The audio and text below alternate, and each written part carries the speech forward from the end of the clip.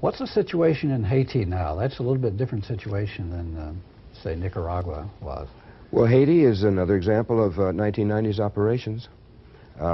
Aristide, you know, elected with 2/3 of the vote in 1990, takes office in early 1991. He's thrown out in September.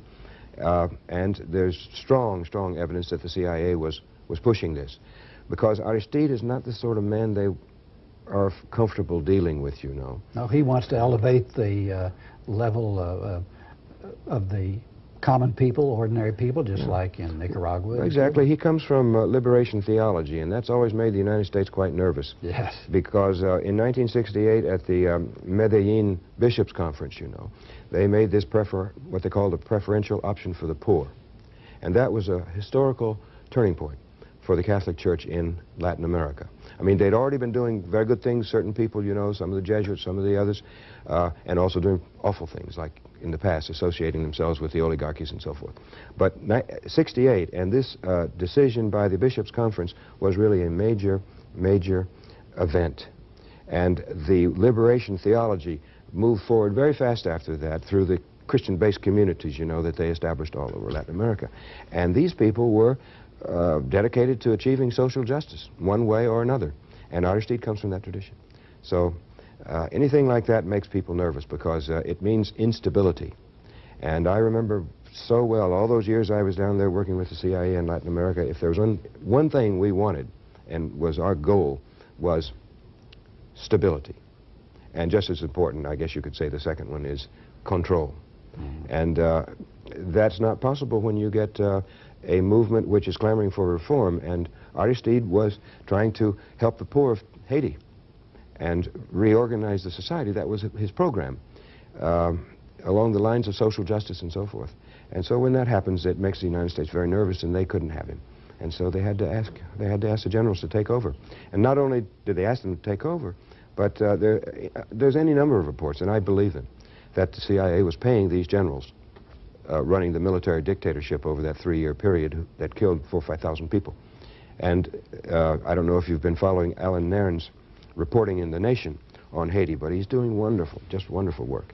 He broke the story that Emmanuel Toto Constant, who had been teaching on liberation theology in the National Intelligence Service, known as SIN, which the CIA established in 86 or 87 as a national service to be used against the narcotics trade coming through Haiti and the Caribbean and that area,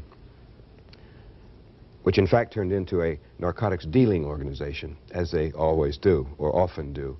But anyway, they'd set up SIN, and Toto was teaching on liberation theology in sin.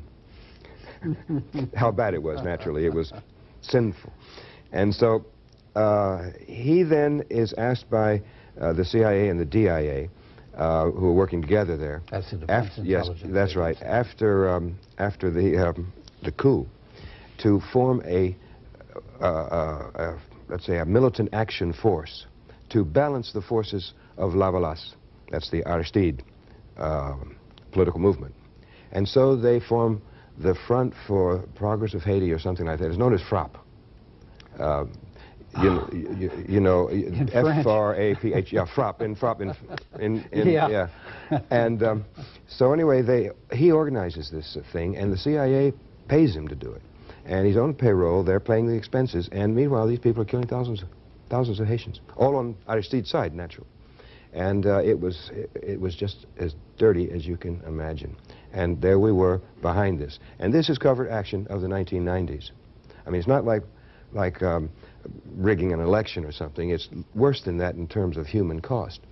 And all this has come out thanks to the digging of Alan Nairn and the publication of his findings in The Nation magazine.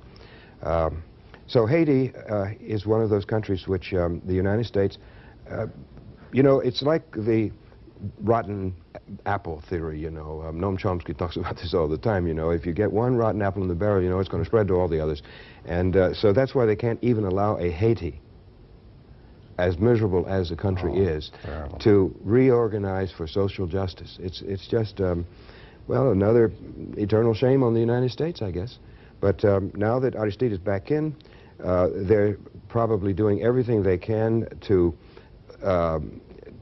defeat his forces, and it's not working, because in the elections that just were held, his party or his organization won the parliament going away.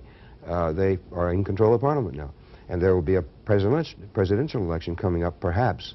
Nobody seems to know, because there's a possibility that he might take his extra 3 years, you know, and stay on. So the decision hasn't been made yet. But I think the CIA is going to stay in there in Haiti. They're going to stay in Mexico. They're going to do what they always did.